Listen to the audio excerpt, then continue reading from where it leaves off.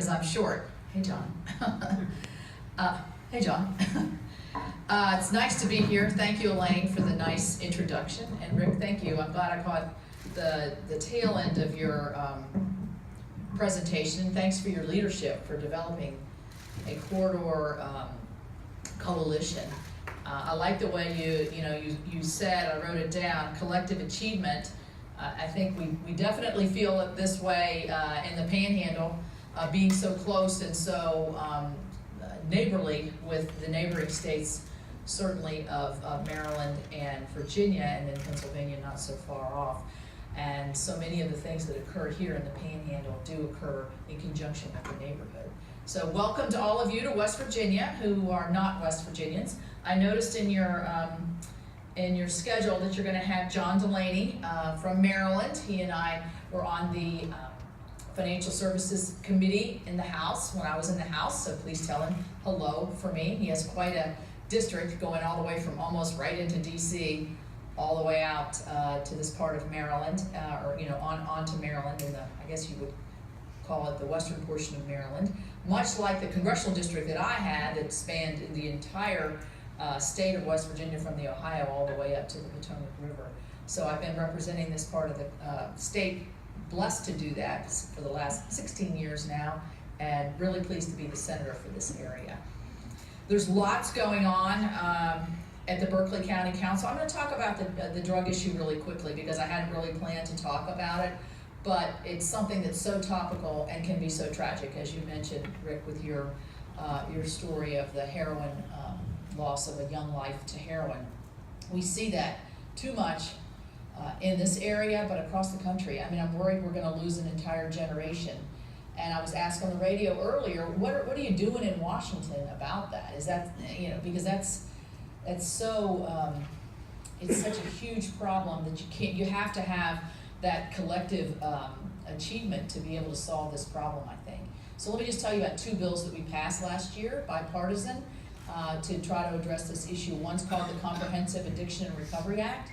It definitely focuses in on addiction and recovery, but it's a spectrum of solutions. It's law enforcement, it's availability of Narcan, it's medication-assisted treatments, it's treatment centers here in the Panhandle. We know that we do not have adequate treatment. The council's been trying to figure out a way to address that issue here in the Panhandle. Recovery, there's so much falling back. We're doing needle exchange programs. This CARA supports things of this nature. We also passed something called the 21st Century Cures Bill, again, bipartisan. I'm bringing in all the bipartisan things because there's so much bickering in Washington. I think the things that we do get done get lost, and some of them are really, can be quite significant. In 21st Century Cures, which is a bill that has the cancer moonshine in it. It has a lot of brain research for something I'm compassionate about, which is Alzheimer's research, but it also has a lot of research and treatment availabilities and options for addiction and money. I mean, the federal dollars, you're in transportation, many of you, the federal dollars are the driving force for a lot of how you can push together and get this collective achievement through all the localities and local governments to be able to get this done. So we're working on things like tightening the border so that the flow of drugs is ceased or at least slowed. I'm working with Senator Portman from Ohio on the flow of fentanyl, because if the fentanyl gets, the heroin gets laced with the fentanyl, it can become lethal and is lethal in a lot of ways. In the city of Huntington, they had 28 overdoses in one day. It was all fentanyl related. They lost 2 lives that day. And you see this across our region. So we are particularly hard hit. And I didn't even think of it in terms of transportation, but it's got to get here somehow. And it's coming on our roads, I guess, once it finally gets into this country. So that's why I think this coalition is extremely important in the law enforcement arena, to be able to interdict and at least be part of that law enforcement side to trying to solve the drug problem. So I am your partner in that. You will find this is something that we're all there's a lot of passion about. I know at the state level it's something that they've worked on in the state legislature, but certainly at the federal level in the House and Senate, it's a bipartisan push to try to save lives and families and tragedies. We've got lots going on here in the Eastern Panhandle. I think you all, if you haven't heard all about Procter & Gamble, you will hear about it. But part of the coup of Procter & Gamble, I believe, is why is you all sitting here today, and that's the economic vibrancy of I81 corridor. Is there anybody from Procter & Gamble in the room? I don't think so, but I would imagine if we were to ask that person or a person, what was one of the primary reasons to locate that and Macy's and others in the Eastern Panhandle, and absolutely I81 would be at the top of the list because of its proximity to, and I can't even remember what the statistics is, but a great vast number of our nation's population is within a certain radius here of the Panhandle and the I81 corridor, and that's why it is so important. I did not realize, but Jefferson County, neighboring Jefferson County, over the time that I've been in office for the Eastern Panhandle from 2001 until today, has grown from 42,000 to 56,000. And that is a big population growth, and with that comes challenges, not only at the local level in terms of services, but transportation. Sometimes when I get in my transportation committee hearings, I feel like I'd love to talk about congestion, because in West Virginia, congestion is not our problem. We've got people leaving, except for this area of the state where everybody's coming. And so you see that fast traffic out on I81. I'm pleased to know that we have the 3 lanes partially in West Virginia, and I'm proud that we had the foresight to move forward on that, and hopefully we'll keep moving forward on that. I'm sure that's part of the governor's plan. Safety is a big issue. I know it's a big issue for you. I travel I81 quite frequently, not just to come here and be in the Panhandle, but I live in Charleston, so my options to go home from Washington are to go down 81 or over 68. Well, if you look at the weather report, you're pretty much going to go down 81 most of the time. Sorry for those of you who live on the 68, because it can turn into quite a tundra. As a matter of fact, my husband and I were driving home from Washington when he had been up there visiting, and we looked at the weather report, and I like to go 68 because it's just ever so quicker to go 68. And so I had convinced him in January that 68 was where we should go. I was definitely eating my words once we got up there in Garrett County, Maryland. And he, as most of you know in married couples, when the partner goes silent, you know you're in bad shape. He didn't say anything like I told you so, but he was right. So traveling 81 is difficult, I think, in an automobile, because of the truck traffic, because of the speeds, and because of the volume of trucks and cars on the road. But and so, I think as we look forward to an infrastructure bill, which is, I'm very hopeful that President Trump has talked about this. He's trying to weave a bipartisan coalition around an infrastructure bill. And I think if all indications are right, in talking with the new Secretary of Transportation, Secretary Chow, for those of you who know her, know that she's a very experienced cabinet member. She's very bright, and she knows exactly, and I think she has the great trust of the president in this matter, and also the great trust of Congress. Her husband is Mitch McConnell, so that helps a little bit, but Elaine has all that all on her own. And hopefully we can do that big and broad infrastructure package that the president has talked about. There's a couple things in there that I think are really important. It's not just highways. It's not just modernizing highways and getting rid of congestion. It's our bridges. I know we're going to be doing work on the bridge going over the Potomac River, so I've got my fingers crossed that goes as well as possibly can go. That's always a disruption, but in the end, it'll be very welcomed, I'm sure. But it's also our airports. The president talks about the modernization of our airports. If you've been into the big airports like O'Hare and LaGuardia, heck yeah, we need to modernize our airports. They're not 21st century airports, and certainly not user-friendly, I don't think, in a lot of ways when you're trying to get from one terminal to the next. But the other thing that I've been really pushing for is a internet broadband development to be part of that infrastructure. I'm sure in your relative states you have pockets of non-service, poor service, unavailability of service, and too expensive service in terms of broadband. Well, if you're gonna really maximize the I81 corridor, you need to have that as a stool of infrastructure development. I started the Capito Connect plan when I first got into the Senate, sort of highlight this issue.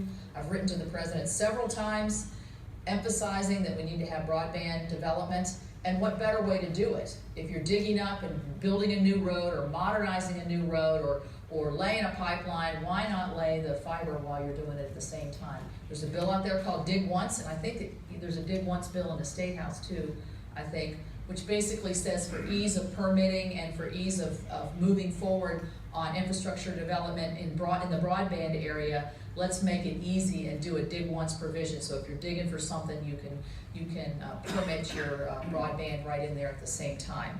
Hopefully that's something that I think brings great challenges on the permitting side. I know you all see it because you have a more, in certain areas, more populous area, and it makes it more difficult to permit for construction, new construction. I'm not saying alleviate any of the I'm saying alleviate the barriers, but I'm not saying alleviate any of the environmental regulations or any of the oversight that occurs in the environmental area, because that's just as important. But I'm saying there's gotta be a way that you can do this concurrently rather than consecutively. The bill that we passed, the FAST Act that we passed, which is the five-year highway bill, the first time we've done it in many, many years. This is your business, you all know this. But we did have some permitting streamlining in there, and I hope it's done some of its work. Back to the president's infrastructure bill. The one thing that I've been trying to impress Secretary Chow and to the Secretary of Commerce, because the president keeps talking about public-private partnerships. Well, you know what? I'm all about public-private partnerships. I think they're the great way to maximize the federal dollar, the local dollar, the state dollar with private dollars. But let's face it, there's parts of this country that are not going to attract private investment. We don't have the payback on private investment. We don't have the population to sustain a big private investment. And so my concern is that rural America, West Virginia and rural parts of the I81 corridor are going to get left out of this public-private partnership coalition simply because we don't have the driving forces that are actually going to bring about that private payback. And so we're encouraging the Secretary Chow and the President to make sure that they're looking at where these public-private partnerships are going to be successful and where they are going to be used, going to be maximized, and where they're really not appropriate or places would be left behind, to make sure that there's other funds available to make sure those folks can participate in this growing infrastructure plan. Obviously, the reason the president is, he's a builder, he's been a builder, he's been in real estate, but he realizes too, I think as we all do, that an infrastructure plan is a jobs plan. It's local jobs, it's local communities, it's local small businesses that will be able to participate in an infrastructure bill. I'm on the Appropriations Committee. So let me just finally say one last thing about the president's infrastructure bill. I think originally I was hoping that we would get to it before June or July. It now appears as though it's been pushed probably past the August recess. So we'll look for it into the fall, I think is probably more likely as we're formulating this. But we're in constant communications, so we want to talk. We have been talking with you, and those of you in the Panhandle know Chris Strobel, my steady right-hand man there, who's on the coalition as well. Chris has done a great job up here helping me to help you. I am on the Appropriations Committee. We are going to be doing our big appropriations bill this week to fund government to September. Yeah, that's not really a good way to do it, is it? But that's the way we've done it. We had hoped to get that finished by last December, but quite frankly, for the life of me, I couldn't figure it out. But the administration, the new incoming presidential administration, wanted to have some say in this appropriations bill, so they asked us to hold it to April. It's made some challenges, I think. There is all this hype about how we're going to shut down government. We are not going to shut down the government. I went through that. You went through that. What a miserable 3 weeks that was. It was and to no end. I mean, to no useful purpose, quite frankly, except to shut down parks, to scare people who are on fixed incomes of whether they're gonna get their Social Security or Veterans Benefit and other things. And in the end, it ended up, in my view, just being a useless exercise. I'm not going through that again, and I think enough of us feel the same way. So I would put that thought of shutting down government on the shelf. I don't think that's gonna happen. We're gonna have some vigorous discussions here over the next 3 or 4 days on funding government through September, but I do believe that we will get there successfully. You can't plan if you don't know what kind of dollars are gonna be coming through on the federal budget. The county council can't plan if they don't know what's coming through. Folks who rely on grants, you talk about addiction and recovery, a lot of these are relying on grants from HHS. They can't plan if they don't know what's coming through on the federal pipeline.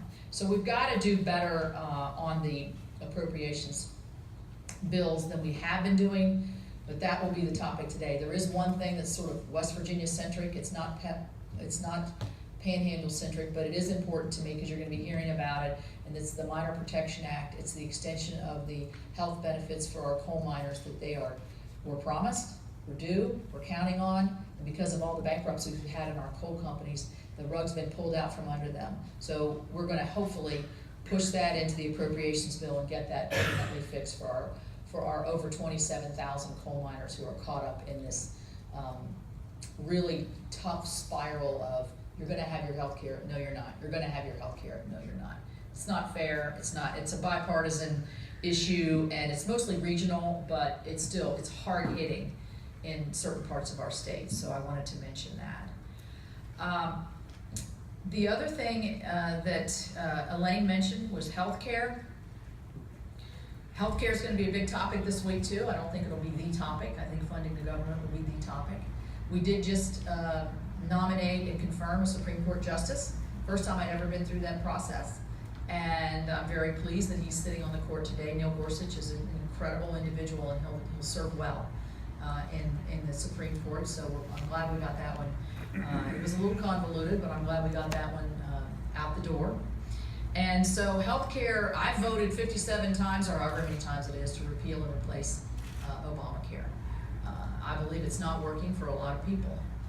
Their premiums and their deductibles have just skyrocketed. These are people that are working, that are small businesses, that are trying to do the right thing, and they're getting knocked out of a system that was created that really harms them and their small business, and you probably know some of the statistics. At the same time, some good things have happened with Obamacare. People who have pre-existing conditions can no longer be priced out of their insurance. Children can stay on their parents' insurance until they're 26. There's no lifetime caps. These are good things. And so we want to preserve that portion of Obamacare that's good. The other thing is the Medicaid expansion. Again, it feeds into this drug addiction issue. In West Virginia, we expanded Medicaid to 184,000 West Virginians who hadn't had any coverage before. I don't have the statistic for West Virginia, but I can tell you the statistics for Ohio. And their expanded Medicaid population, over half the dollars that have been expended have been for drug abuse, mental health, and opioid abuse. If we come forward with a plan that doesn't help extend this Medicaid expansion, those folks are going to drop out of the healthcare system, and it's going to cost every single one of us in the room more than it costs us right now. So we've got to find a way, and we're working towards preserving that expanded Medicaid. It's a challenge for the state, it's a challenge for the country, but it still is something that's been put forward. I believe Maryland did expand theirs. I don't think Virginia did. Does anybody know? I don't think Virginia did expanded Medicaid. No. Pennsylvania did. Pennsylvania's a lot. That's like 700,000 people, I believe. So anyway, that's something we'll be looking at. Another thing that in terms of infrastructure that I think is of importance is energy development. You know, we've got all this natural gas going on. We've got it certainly in Western PA. We've got it in West Virginia in the northern Panhandle. We don't have natural gas here in the Panhandle, this Panhandle. So there now is great discussion on providing, it's not without controversy, as all pipelines are, to bring natural gas into the Panhandle for a a better resource, a cheaper resource for energy and power and economic development. So any way that we can support that and the current growth, I think would be important as well. I've done a couple economic development items, that one of which is trying to expand New Market's tax credits, which are good for rural areas and underserved areas. But also, I'm looking at, again, going back to broadband, a gigabit city tax empowerment zone. So if those of you don't have any kind of or high-speed internet, you can get some certain favorability through the tax code. Providers can to locate gigabit cities in those areas, and I think those will be good economic stimulus. The other thing in the appropriations bill, the Appalachian Regional Commission has been zeroed out in the president's budget. Our state of West Virginia, all 55 counties qualify for that funding. The match is not quite as good up here because things are going well here, but still, the ARC, the EDA, and the small cities, CDBG, the Small City Development Block Grant Program, aren't you all familiar with those? The president zeroed all of those out. Well, I'm on the Appropriations Committee. What does that say? That dog don't hunt? That's not going to happen. Those smaller grant programs are really critical to our localities to be able to maximize and increase the dollars to get those first dollars in to be able to do water projects, arts and humanities kinds of projects in and around the city. We've done a lot here in Martinsburg with the Raleigh Street Extension in terms of extending some of the infrastructure things. That was back when we could do earmarks. No longer can do earmarks, but we can make sure that the programs that we develop are tailored towards what's important in the I81 corridor, what's important to the economic development, the safety on the highways. We have done some truck safety issues in transportation. You're probably aware of them, or hours of driving, and there's a big controversy coming up on trucks, and that's the doubles, the longer trucks. I'd be interested to hear what you all think about that and how you think about that in terms of a safety issue, in terms of, the positive argument, it gets more trucks off the road. The negative argument, it brings bigger trucks onto the road with more axles and all those kinds of things. So if you have any comments on that, I'd certainly welcome that. Lastly, I'd like to say it's a real honor to be in the United States Senate. Somebody asked me the other day, do you get tired of people saying, "Hey, Senator"? I'm like, no, I don't get tired of that. And it's an honor to represent my state and all these fine West Virginians that are here today. But we are regional. We can't do it by ourselves. And I think we're all realizing that as states. The states, our state's under particular financial distress. So the only way we're going to get stuff done, things done, is to be able to maximize the regional resources. And you've got so many here. And that's the great thing about the Panhandle. It's growing, it's changing. Every time I come, something new has happened. And that's an exciting thing for me to see. And it's something I think when you live here, you don't really see it as much. But when you visit maybe once a month or every 6 weeks, you see it all the time. So thank you all very much for inviting me, for being here. And I'd be happy if we wanted to open up to questions. I don't know what our time frame is. I'd be happy to try to answer some questions. Thank you.